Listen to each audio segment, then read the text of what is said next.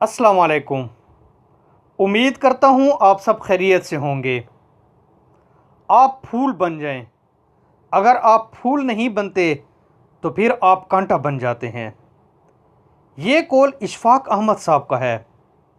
ये कौल एक सादा सी लाइन और एक सादा सा जुमला है, मगर इसके अंदर बहुत ज़्यादा गहराई छुपी हुई है। मैं इस गहराई की वजाहत ख़ातमुन नबिय्यीन सल्लल्लाहु अलैहि वसल्लम के एक कौल से करना चाहता हूँ।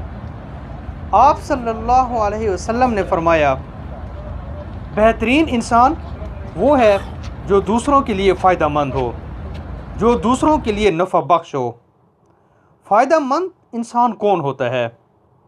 फ़ायदा मंद इंसान से मुराद वो इंसान जो बग़ैर किसी गर्ज़ से दूसरे को फ़ायदा दे दे। वो शख्स फूल कहलाता है। वो शख्स जो किसी को फ़ायदा नहीं देता वो कांटा बन जाता है।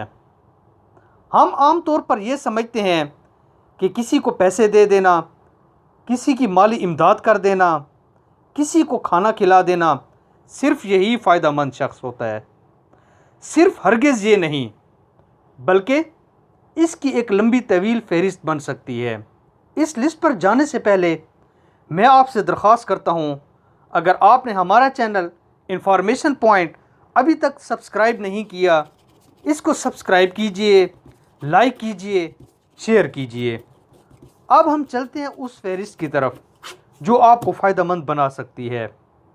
आप किसी को दुआ दे सकते हैं, आप किसी को थपकी दे सकते हैं, आप किसी की हिम्मत बांध सकते हैं, आप किसी को उम्मीद भी दे सकते हैं, आप किसी को इल्म भी दे सकते हैं, आप किसी को कोई हुनर भी सिखा सकते हैं, आप किसी को गाइडलाइन भी दे सकते हैं, आप किसी की खुशी पर खुश भी हो सकते हैं। ये फहरिस्त फूल बनने की है। और वो शख्स जो कांटा बन जाता है वो वही होता है जो धोखा देता है, मनफी बातें करता है, डिस्करेज करता है, शक को शुबे में मुब्तला कर देता है, उम्मीद छीन लेता है, किसी को मिसगाइड कर देता है। तो आप फूल बनिए, आप कांटा न बनिए। आप फूल बनेंगे, लोग आपके रास्ते में भी फूल बिछाएंगे।